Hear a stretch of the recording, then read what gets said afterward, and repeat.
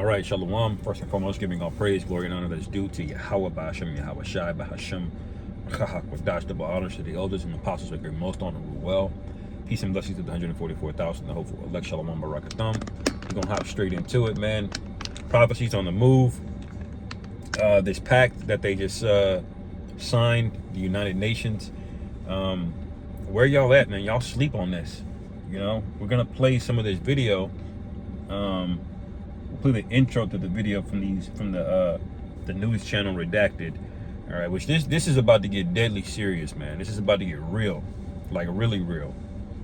All right, because we already been telling you they were going to do this, but now it's basically an open secret now that they're about to go to a globalist business model, a globalist hierarchical setup, not a sovereign nation state, separate sovereign nation states. They don't believe in that anymore. All right, but now it's basically happening in what? No rioting. People are rioting over their income, okay? And then you're gonna look up and see that the income of the people you've been rioting against, all right, they've already made, you know, plans 5 steps ahead of you, okay, to seize all of the money and your means of credit and food, okay? But let's see here.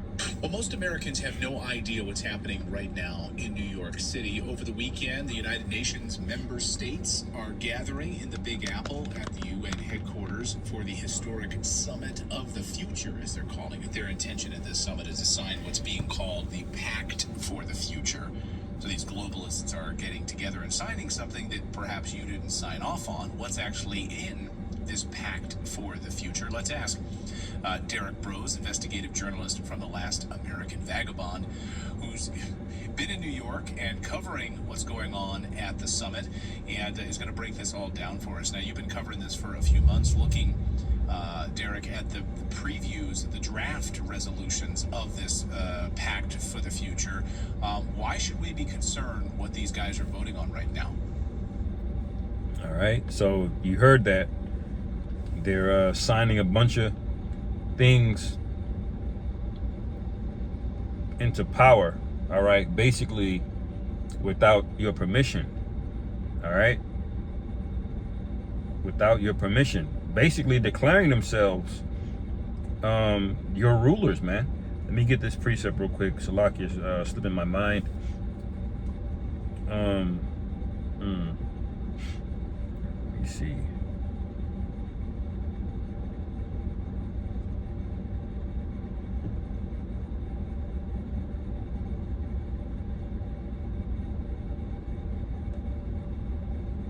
Let's see here, bear with me.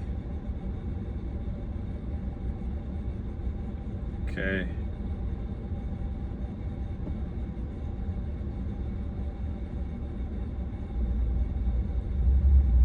I believe maybe it's Daniel. Let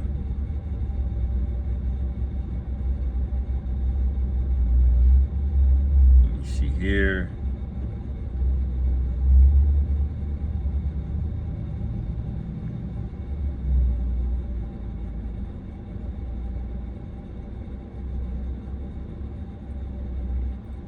I can't find it, but it's basically where he said he spoke proud things against the Most High. I might be thinking of Revelation. Salakia, brothers.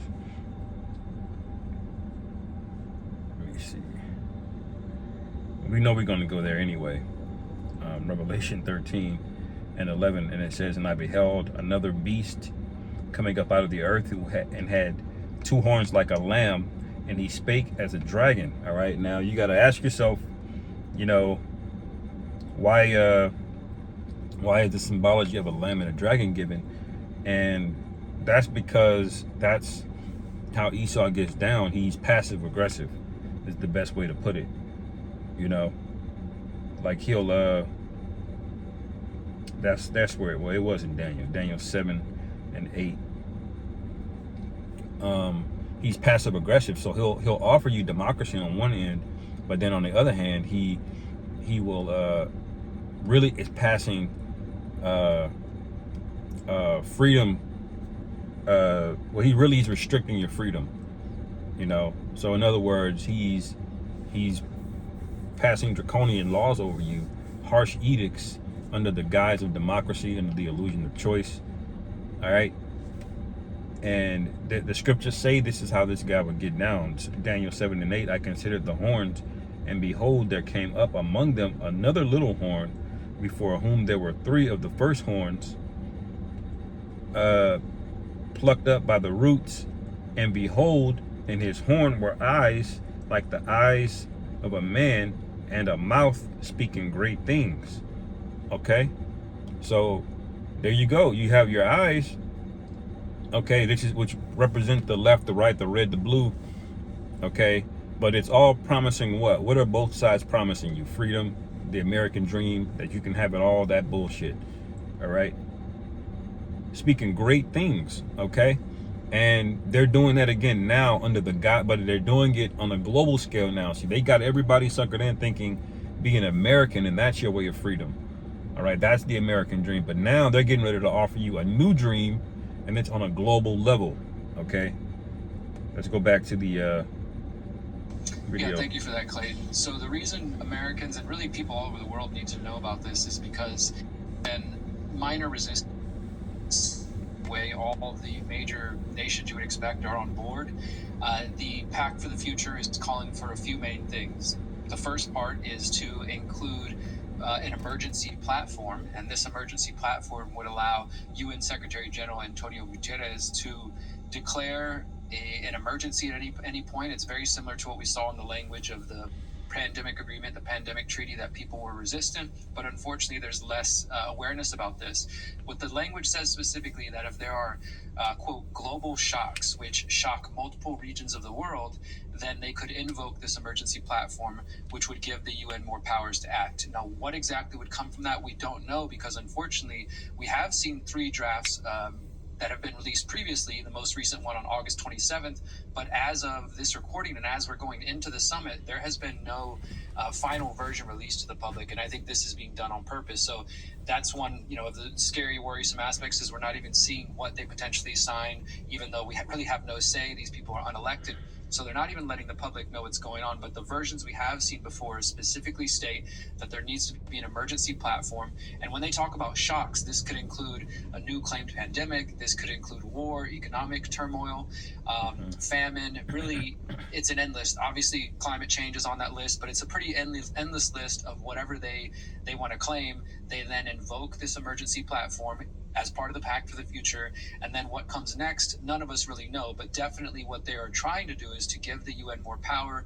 There's discussions around UN 2.0, that it's time to remake the UN because, we're at the 80th anniversary. We're nearing the 80th anniversary of the UN, and it's just not doing what it used to do. There's also, of course, this whole thing is a major push towards a global government. They don't like to use those terms. They prefer multilateralism or global governance. But at the end of the day, it's the same thing. It's a more empowered UN to act, to compel nations to do whatever they want. And so we might see some major steps towards remaking the UN this weekend as well.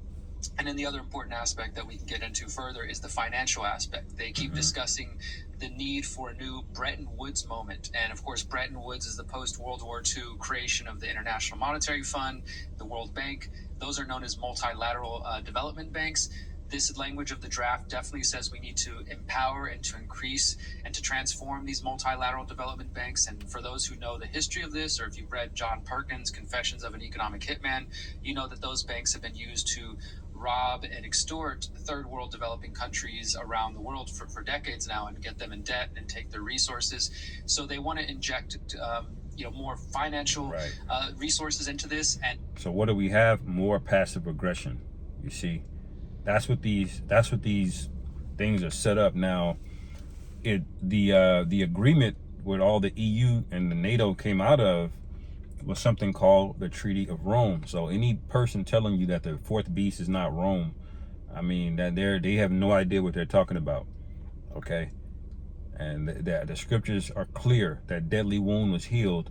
All right, because when you read Revelation, okay, versus Daniel 7, in Daniel 7, Rome is the fourth beast, but in Revelation, all right, that fourth beast is split into a first and a second beast, but it's both Rome. All right, it breaks it down further. It gets in more detail. All right, what the fourth beast that Daniel was speaking about. All right, and it says that deadly wound was healed. And that's the modern day empire. That's where white supremacy came out of. That's where the so-called white came from. All right, so-called black, brown, red. It all came out of Rome, basically reincarnating through the modern day system, America, NATO, EU, etc. Okay, but that pact that they made, they actually called it the Treaty of Rome. Why? Because it's basically Rome all over again. All right, and they're doing things out of the same exact playbook. This is Daniel 8:25. It says, and through his policy also shall cause craft to prosper in his hand. All right, now this happened back in the ancient world when we were under the captivity of the Greeks. All right, because Antiochus did the same thing, tried to get us to sell out first. He didn't just put the sword right to us, tried to compromise our spirit, our mind, our integrity first. And then when that wasn't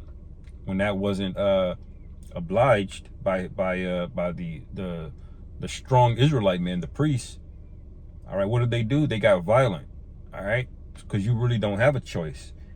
It says, and through his policy he shall cause craft to prosper in his hand, and he shall magnify himself in his heart, and by peace shall destroy many. Okay, so he painted a good picture about how he wanted all of the nations to, Antiochus I'm talking about how he wanted all of the nations to be, under one God and one power and one language. Okay, he spoke it to you in soft, smooth words, but what was it really? Really, he was conquering everybody. He was unifying everybody by force. Okay, that's a tactic that Esau has called diplomacy. Diplomacy is a tool of war, man. It's what Esau tries to do to get land or a resource from you without having to raise up an army. He goes to you with a diplomat or a person that is well versed on different languages. They know different cultures and they know the conditions of both sides, and they're there to try to get something out of you without having to go to war. But guess what happens if diplomacy fails? They always go to war. Esau always plans to go to war. He just tries to get you to give it up first. All right, and that's the same thing's going to happen with the charagma, which I'll get to in a second. He's going to try to offer it to you and sell it to you first, but you really don't have a choice. He's going to crash the monetary system. He's going to, bottleneck and kneecap the supply chain, the food, the access to food, to water, to power, electricity, things that you've gotten very comfortable with. Okay, he's gonna cut all of that off from you. Okay. And that's really all he has to do. He doesn't even have to fire a bullet. Most people are going to fold just not knowing where their next meal is coming from. All right. That's how you know the Lord is dealing with a select choice group of men that are going to endure. That's why Yahweh Shai spoke about them specifically. Okay. Those that overcome, I will make a pillar in the kingdom of heaven, man. All right. That stood so stiffly. All right. But it says, by peace he shall destroy many. So this is what we're seeing right now before our very eyes. They've already passed the deal to give power over the UN to over America. That's what's happening. All right. That's what's going on. And part of that as well is to transform the financial system. In my view, this is just another step of the Great Reset that we saw announced in 2020. So many things to unpack here, Derek. I want to let's touch on the financial piece of this. I think you're absolutely right about this. As we see this past week, of course, the Fed rate cuts in the United States. This is the decline. This is really, to my mind, the end of the Bretton Woods Agreement in a lot of ways. You're seeing, of course, the moves towards BRICS currency right now move away from the United States dollar as the hegemonic power to bully, to use the IMF, the World Bank, to bully nations around the world. And a lot of countries have had enough of this, and they're moving away from this. So it'd be interesting to see the players behind the scenes here at the United Nations. Who's trying to push and make this push for maybe a Bretton Woods Agreement 2.0? Is it the United States? Is it Russia? Is it Brazil? Is it the BRICS nations? I think this is a really interesting piece of the puzzle here. What do you make of that? Well, you're correct on including the BRICS conversation there, because next month will be the BRICS summit, which we should keep our eye on as well. It does seem from some of the players that there is an effort to push away from the U.S. being the singular power driving force within the UN, and depending on your perspective, that might be a good or a bad thing. But I do think that that's part of this effort. There, many of the discussions and the conversations I've watched leading up to the summit have been about trying to give voice to other countries, and that doesn't. And on that money thing, this is James chapter 5. All right. Verse 4, behold, the hire of the laborers who have reaped down your fields, which is of you kept back by fraud, crieth. All right. That's all of the strikes that we're seeing across the U.S. All right. There's a big spirit of rebellion and insurrection going on already. Before the violence has even started, people are tight about their wages, man. Okay. They were bringing it out how a home used to be the cost of a home used to be double your salary, the average salary. Now it's like 4 or 5 times your salary. All right. And now most people, that means the down payment is more than your salary.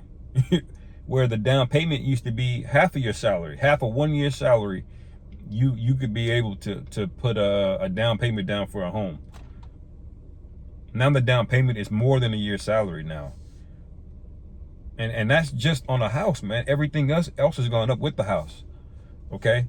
So everybody's crying out. Everybody is upset. That's the context here. That's the pressure that's building up here.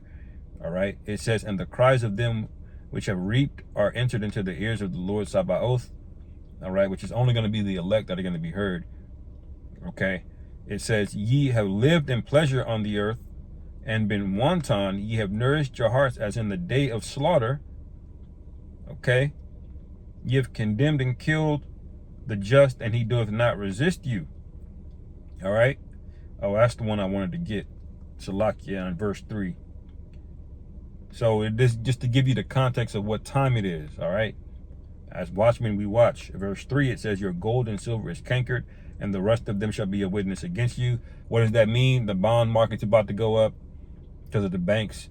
All right. The US dollar, the strength of that is waning. It's weakening. It's really already dead. It's just it can't break until things reach a certain threshold. Well, once it pops, the US dollar is going to sell. Basically, you're going to start seeing hamburgers cost hundreds of thousands and millions of dollars within a few days. Once it pops, it's gonna flood like water, man. All right. But Esau is able to maintain it, keep things in check. How? Through keeping keeping the value of other currencies down against it. Okay. And getting them to buy more and trade in US dollars. But that's gone away now. The American US dollar is officially no longer the global reserve currency on paper. Now people are still trading it, but on paper there's no deal. All right. In Saudi Arabia, who we had that deal with, they're already starting to deal with other countries. All right. So that's the time that we live in, man. All right. So the US dollar is waning. That's the rust that's cankered. Our supply chain, that's going down too, man. Okay. And the bond market, the debt is become unsurmountable. Well, it's been insurmountable, but now you can't even service the debt. Okay. It's one thing to not be able to hike up an entire mountain, but it's another thing to not even be able to hike at all or go up a step. That's what we're getting ready to get at. When you can't service the debt, which means you're just paying the interest only. All right, things are going to get really, really, really bad. And that's basically where you are now. The debt, the interest is about to be more than you bring in tax revenue. Okay? So this is what the scriptures are going into about how the monetary system will be found out to be a bunch of false balances, and ultimately you're all defrauded. He's farming you, man. You're being harvested. You're working productivity 50 hours. That don't mean nothing. You got nothing to show for it, man. He can still shut off your credit card. He can still pass a law to say you can't do this. He can still shut down roads and say you can't get over here. None of this wealth that you're working for is going to amount to anything. And by the time people realize it, it's going to be too late. It already is too late. All right. And it says, and shall eat your flesh as it were fire. Salaki. It says, and the rust of them shall be a witness against you. So the rust meaning the negative consequences associated with this funny money, which is high interest rates, which is why you open up any credit card, they ask you for 30% right off the bat. All right. Which is why when you try to buy a home, you need 100 bands just for a down payment. Who's got that in their bank account? People are having to work 50, 60 hours just to make ends meet. You used to have to work 50, 60 hours around Christmas time, and you wanted to work some extra overtime to buy this or buy that, you know. But now that's just normal now. Now you have to do that all throughout the year. And if you want Christmas gifts, you better have a credit card. All right. That's the rust witnessing against this place, and everybody feels it. Everybody's crying out. That's why UPS went on strike. General Motors went on strike. Right, Boeing went on strike. The dock workers about to go on strike this week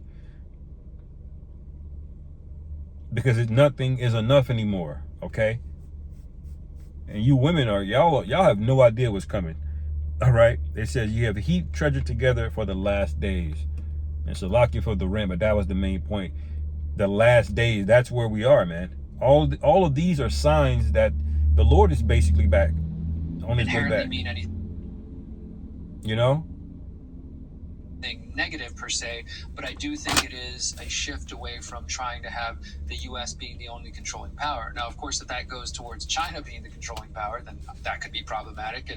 And you know, I don't think overall, though, whether it's the UN or the U.S. driving the vehicle or China driving the vehicle or Russia, that it's going to be good for the average person on the ground level.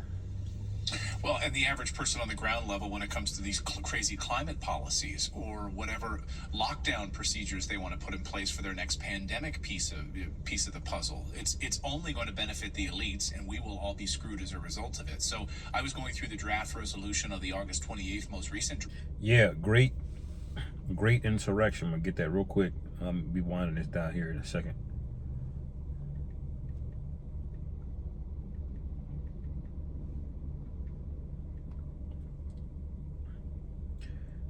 Okay.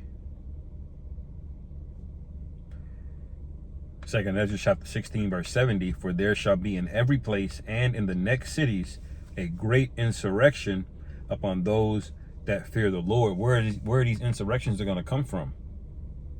Distress, man. Economic distress, turmoil. Okay, various calamities, man. All right, emergency services being overwhelmed and shut off. All right. It says they shall be like madmen, sparing none, but still spoiling and destroying those that fear the Lord. All right.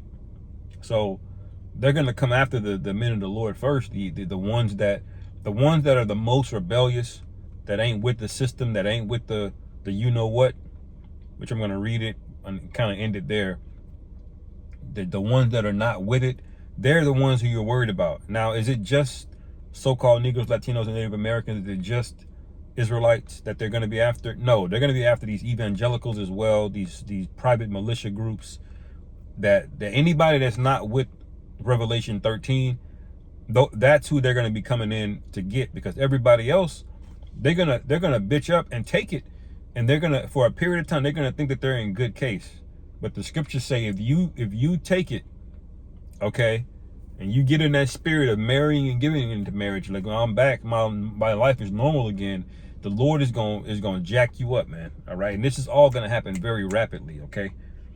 It says, for they shall be like madmen, sparing none, but still spoiling and destroying those that fear the Lord. For they shall waste and take away their goods and cast them out of their houses.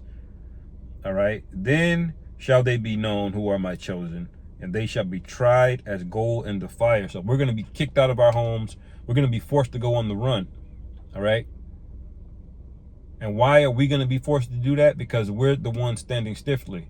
We're the ones we're the 7,000, Lord willing, that did not bend the knee to Baal. All right. And so what's the catalyst for all of this insurrection going on? The money system crashing and people not wanting to take their solution for it crashing. Okay. Revelation chapter 13. and 15. And it says, and he had power to give life unto the image of the beast, that the image of the beast should both speak and cause that as many as would not worship the image of the beast should be killed. Okay, so if you're not pro-war, if you're not pro-America, they're saying if you speak out against certain groups of people or say certain things, you know, or don't go with certain lifestyles, you know, Skittle flavored lifestyles, okay, then guess what? You're not bowing to the image and you're a problem. They're gonna have social credit scores. All right, they ain't just worried about you complying. They about, you know, financially. They want socially you to be in compliance. Okay, and all of your data is going to be plugged in that blockchain. All right, and it says he calls it, verse 16, and he calls it all, both small and great, rich and poor, free and bond, to receive a mark in their right hand or in their foreheads. Okay, so when it says he calls it all, he's going to force it on you, man. The everybody, man. They want global citizens now. It's going to be a global database. Okay, and if you're not with it, guess what? The Jacob trouble is going to fall. Well, we're already going to be in it, but the calamities are going to fall on you. Okay, and the only way out of it is if you're an Israelite and the Lord has saw fit to redeem you, man, which means you're of the elect. Okay, so that's where we are. They passed this law, and they're, you know, this thing is moving rapidly, man, up in the presidential election season. All right, so I'll end it there, man. Lord willing, this is edifying. Call halal Yahweh Bashim Yahweh Shai, Bahashim Rachak Wadash Shalom, Kwam Yasharallah.